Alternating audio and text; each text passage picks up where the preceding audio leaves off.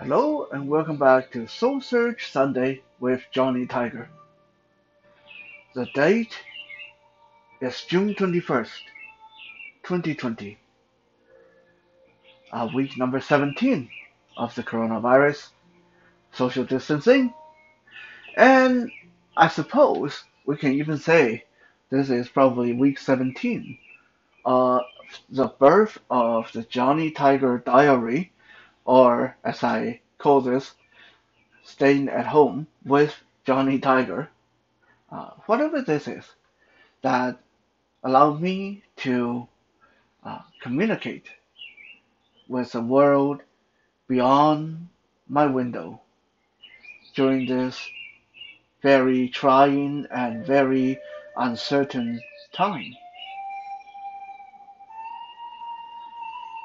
Now, today is a bit of a milestone, personally speaking, because today was the first day ever since the beginning of the pandemic that I finally was able to go out with friends and sit down at a pub, a half empty pub, but still to sit down at a pub and ate and drank and talk like how things used to be before everything went crazy in the world.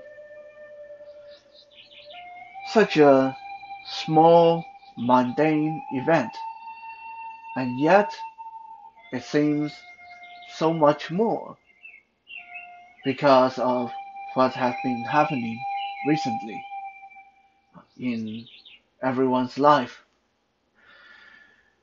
Kind of remind me of that song that said you don't miss water until the well runs dry.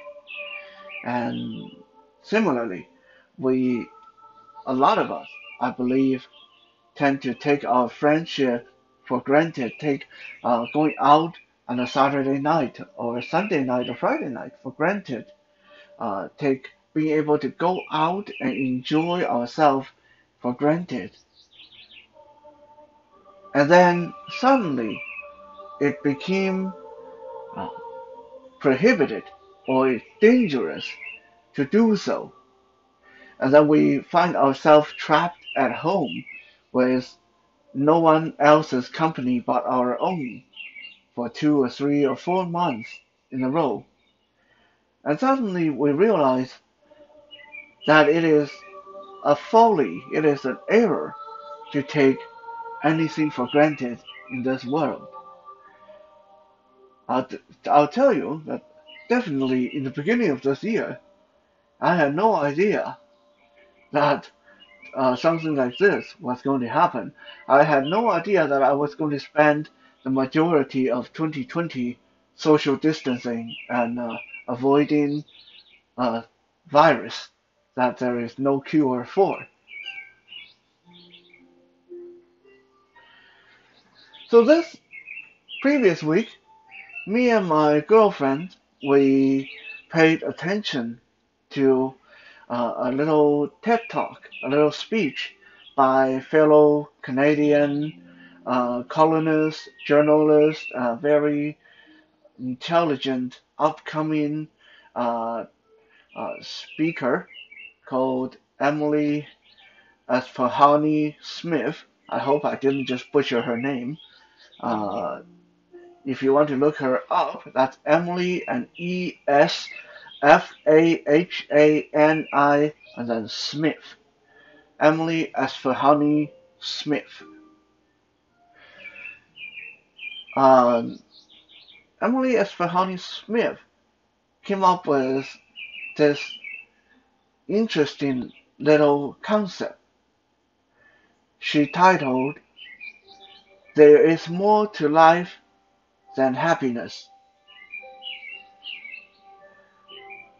Such a simple concept, and yet when you hear it for the first time, you almost will not be able to help yourself. You will feel that resentment in your head because you will feel that someone is telling you that you shouldn't be happy, someone is telling you that happiness is not everything, and how can that be? That's almost sacrilege because a lot of us have been conditioned, especially in the last 20 years, have been conditioned by social media, by the general media, by education to think that uh, happiness is the only thing that counts.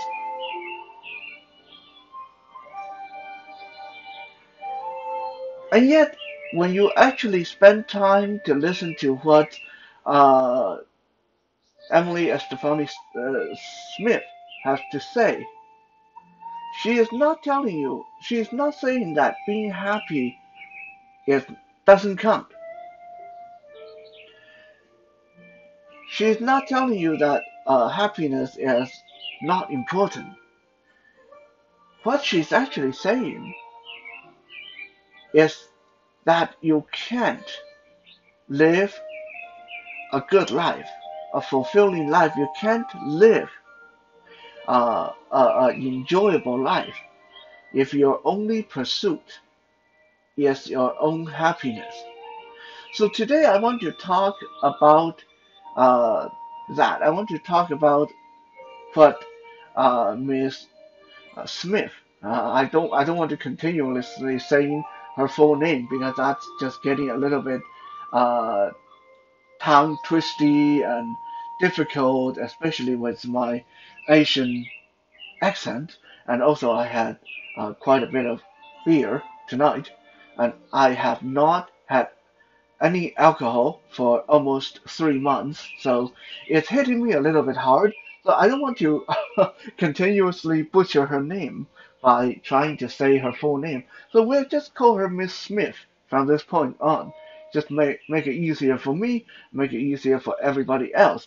But there again, if you after you listen to what I have to say today and you want to look her up, I highly recommend you look up her speech on there's more to life than happiness. It's really, really enlightening. Again, her name is Emily, and her middle name is Esfahani Esfahani, and her last name is Smith.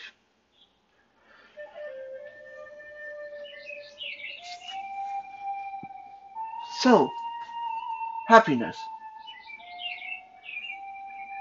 If you or I would spend our life just looking for happiness, there is quite a big possibility that we may end up finding ourselves bitter and rejected because you can't force happiness. Happiness is a state of mind that you either have or you don't. You can't force it to happen. So if your whole life's purpose, if your whole life is about happiness, it's like gambling on something that may happen or may not happen, or something that may happen and then it's going to get taken away when situations change. So it's a little bit foolish to say that I just want to be happy. That's the only thing that's important to me. But then what are you going to do when you're not happy? Yeah, it is quite possible there's a lot of, I would even say there's a majority of people that go through their life. My own parents in their 60s and 70s now, both of them would tell you that in their entire life, they never figured out what would make them happy. They had millions of dollars to their name. They traveled the world. They had the best food money could buy. They had the best luxury money could buy. Um, they uh, had influences. They had power. They had political connection, and so on and so on. But even with all that, they never were happy. They still aren't.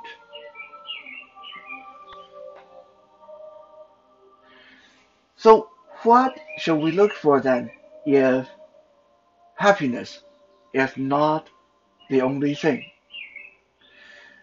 Miss Smith in her book, in her speech, suggests that maybe a meaningful life is a lot more important and easier to obtain than a happy one. A meaningful life. So how can that be? How is it easier to obtain and more realistic? Well,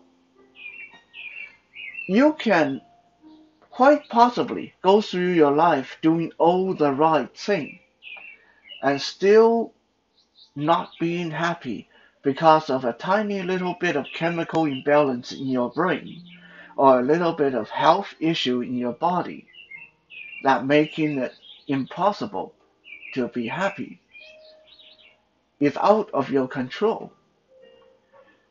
But every single one of us can make our life a meaningful one by going out there and doing something that is meaningful. Being meaningful is not hard. To be meaningful, all you have to do is do things that are meaningful. And to help us along this path, Miss Smith have laid out a very simple diagram for us in which I'm going to talk about uh, as my own interpretation of what she said and how they apply to me personally. And hopefully, after listening to today's Soul Search Sunday, you can take a look at these simple uh, options, these simple steps, and see if they apply to you as well. And I hope they do. Because if they do, or most of them, if most of them do, then you are already well on your way to have a meaningful life. And hopefully, by having that meaningful life, it will bring you happiness.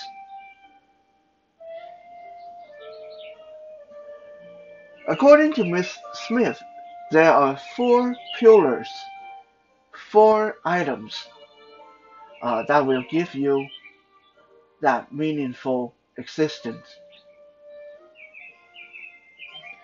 These four pillars of a meaningful life are number one, purpose.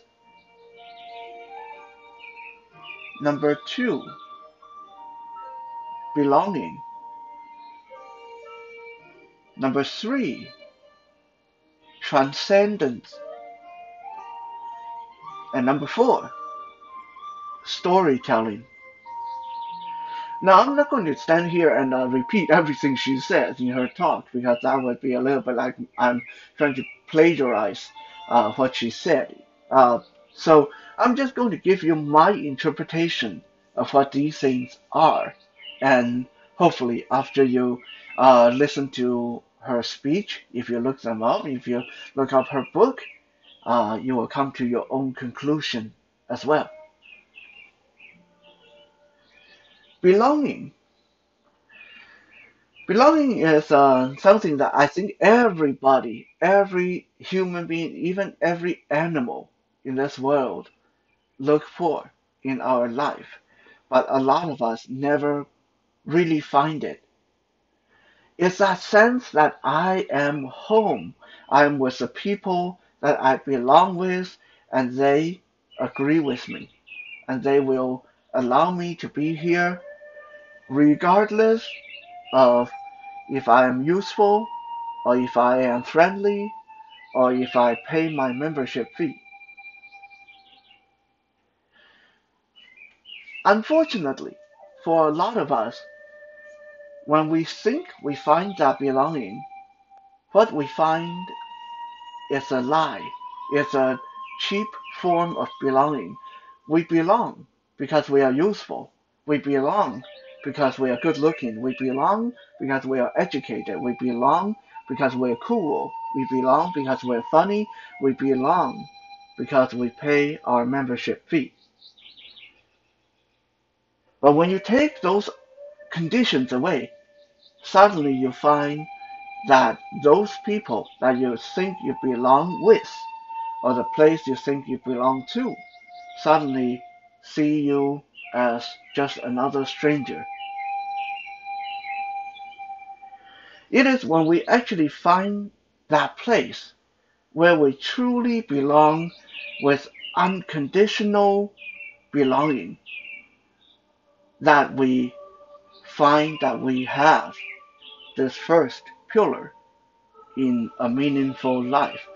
For example, for a lot of people, this is their religion: Christian, Catholic, Buddhist. You are a Buddhist, uh, and you can be a Buddhist no matter what you do. Although in some religion they do have their own set of rules. If you break these rules, suddenly you don't belong anymore. But there are religions out there. There are organizations out there. There are clubs and groups out there where you belong as long as you want to belong. Some AA groups, some anonymous shopaholic or other uh, therapeutic groups. They're like that.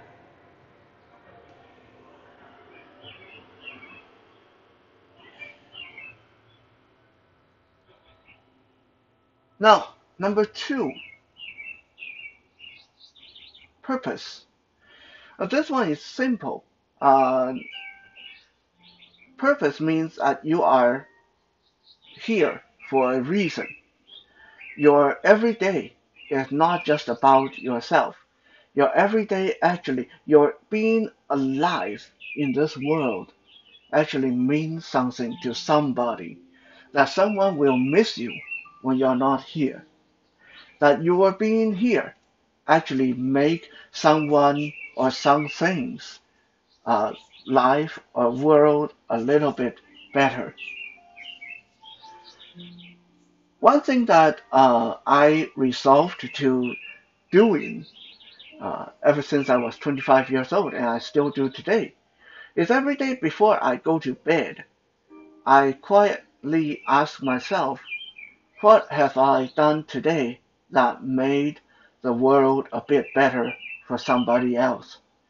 And if I can name three instances or three things I've done today that make other people's world a little bit better, then I count it as a good, purposeful day.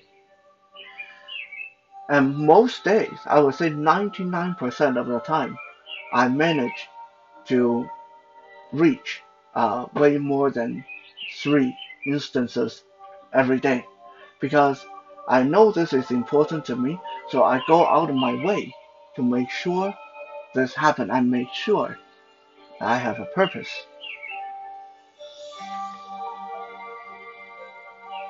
Number three, transcendence. This one is a little bit more Zen. This one is a little bit more in the realm of philosophical debate. But again, there's nothing complicated about it.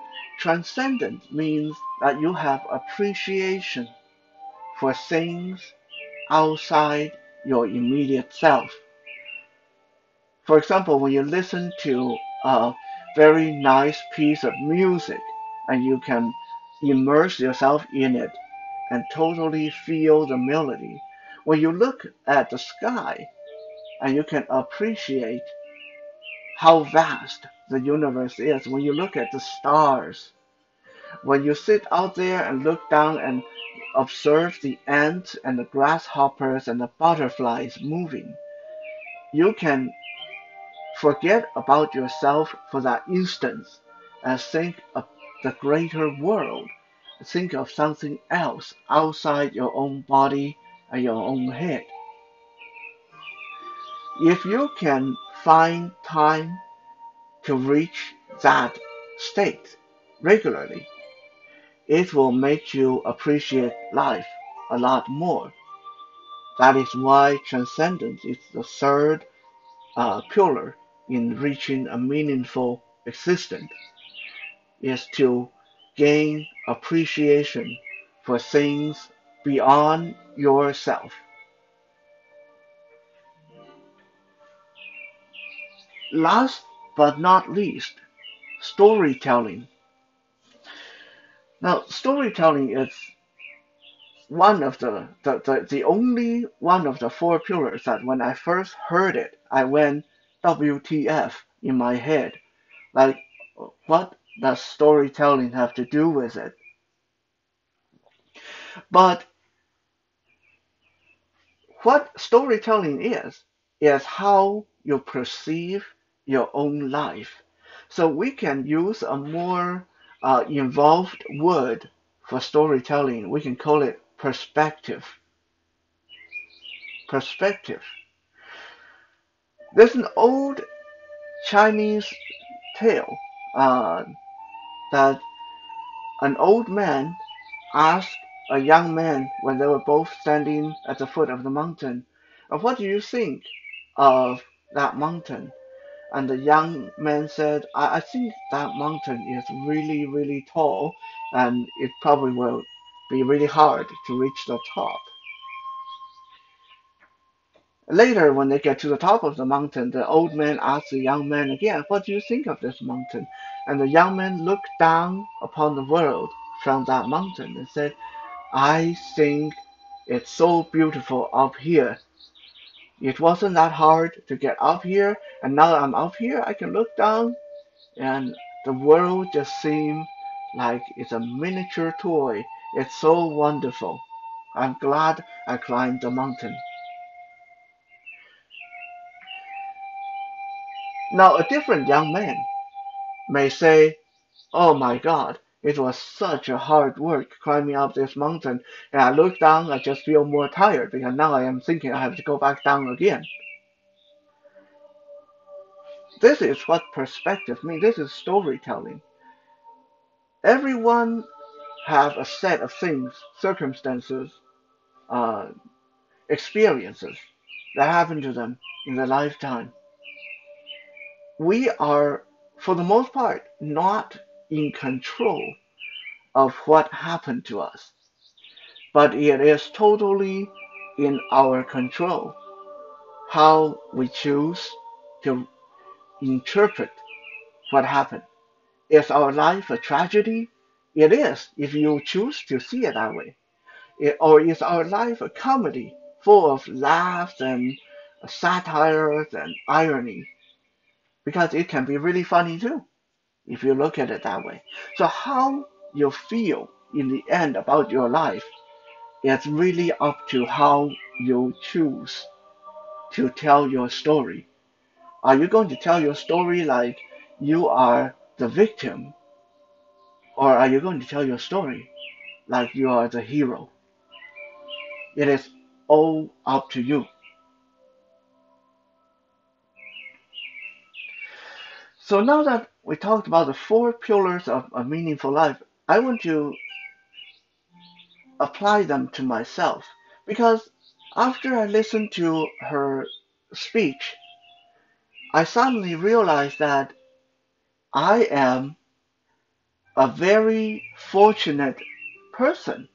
I've always believed that I live a charmed life, but when I listened to the four pillars of a meaningful life, I suddenly realized, why is it that I am able to be so happy and content despite not being able to see anything, despite being totally deaf in 1 year, despite being not very rich. Well, that's to put it mildly, despite being half broke most of the time. Despite all that, I'm able to look at my life, look at my everyday with a nice little smirk on my face.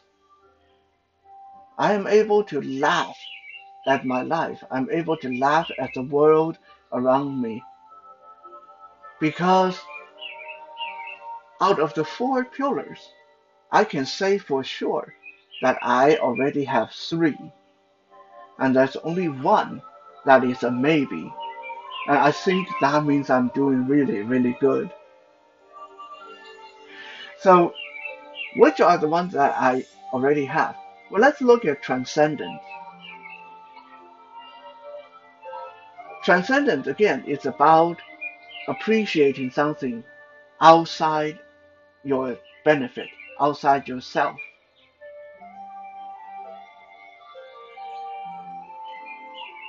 I remember between year 2000 and year 2011, I went through 11 years of my life living but not living.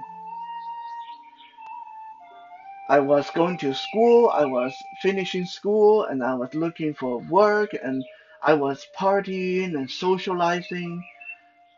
I believed that I was too old and I had no time and no money to do martial art. I taught other people martial art, but I believed that my fighting days were behind me. Something inside my soul seemed to have fell asleep, went into hibernation, went into hiding. And I went through years of wondering why is it that I'm doing so much, but I'm feeling so empty. It was not until 2011 when a series of events made me return to training and sparring and competing in martial art. The first time I sparred full force with someone, not training them, not trying to teach them, but actually trying to prove myself against them. I suddenly felt my universe click into place, feeling the movement of my muscles and joints and feeling every blow from my opponent and feeling the impact from my fist and my knees and my elbows and the throws and rolling with the throws and twisting in midair and trying to thwart their attack while trying to get my own attack in. I suddenly realized that this was it. This was the piece of the puzzle that I'd been missing all these years. And that was my moment of transcendence. I realized that I needed to let it go. I needed to let go of what my ego was telling me. You're too old, you're too poor, you didn't have time, you don't have time for this nonsense, yada yada yada. And just let my body do what it was good at. So now, every time I spar, every time I train, I work with swords and knives and sticks. Every time I let my ego go and focus on what my body can do and can feel, I am in that place where it's no longer about Johnny Tiger, but it's about being one with momentum, being one with velocity, being one with the universe. So I feel that transcendence almost every day. When I play music, when I appreciate a new weapon, when I work with a new weapon, when I appreciate a new action figure in my collection, those are minor moments of transcendence. And all these add up to a very complete package that I'm able to appreciate so much out of my life than a lot of my friends.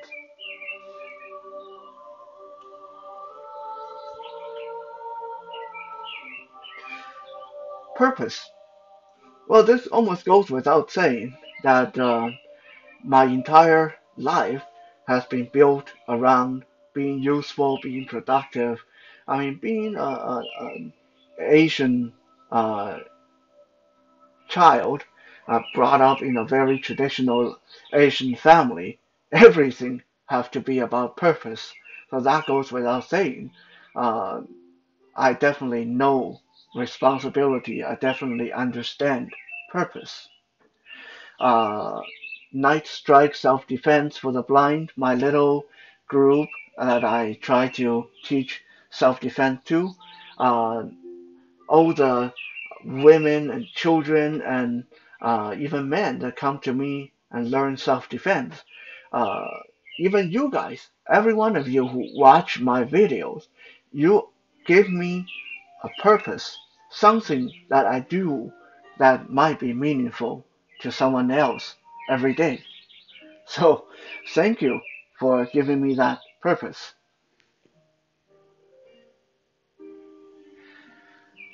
Storytelling. Those of you who have been following the Johnny Tiger, the whole Johnny Tiger effort and Night Strike effort, and my various videos and documentaries, you would probably agree, and even those of you who follow my podcast, that storytelling is probably one of my strongest suits. I am a very good storyteller, and that includes telling my own story. In my story, I'm definitely not a victim. In my story, I am the knight in shiny armor who have to climb up from the bottom of the cliff and then to slay that dragon and to save the princess and then to go on and fight more battle wherever there is justice that need to be served. I am that knight in shiny armor. I'm the hero in my own story and no one can tell me otherwise. So storytelling, purpose, transcendent. Those are the three that I have in great abundance. The only thing that is a kind of a maybe is belonging. Being a Taiwanese Canadian, my identity has always been conflicted. I'm too Canadian for most Taiwanese, and I'm too Taiwanese to for a lot of Canadian. In fact, despite I spent most of my life more of my life in Canada than I have in Taiwan, I still can sense that to a lot of white Canadian, black Canadian, uh, native Canadian, I am still viewed as just another Chinaman. And that's really ironic because I'm not even from China. At the same time, in addition to that, I feel very strongly and proud about my Chinese heritage, and yet to Chinese people, I am not Chinese, I am Taiwanese. Layered on top of all that is the fact of being blind. I feel that I try my best to fit into the sighted world, but most of the time I still manage to just be outside the door of normality. Most sighted people, including my family members and friends, those who are sighted, still see me as some kind of a rare species because I'm different.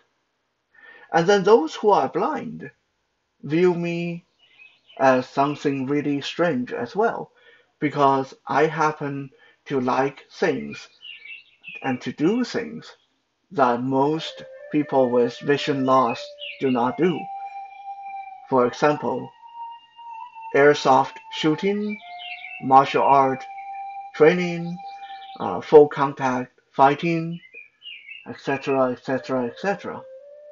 So you can say that for most of my life, I struggle with fitting in. I struggle with feeling that I belong to something, to someone, to somewhere. I hope that one day I will find it, or maybe I found it already, that sense of belonging. Just don't know it yet. But even if I never find it, hey, I still have three out of the four pillars of a meaningful life. So, definitely not doing too bad, if you ask me.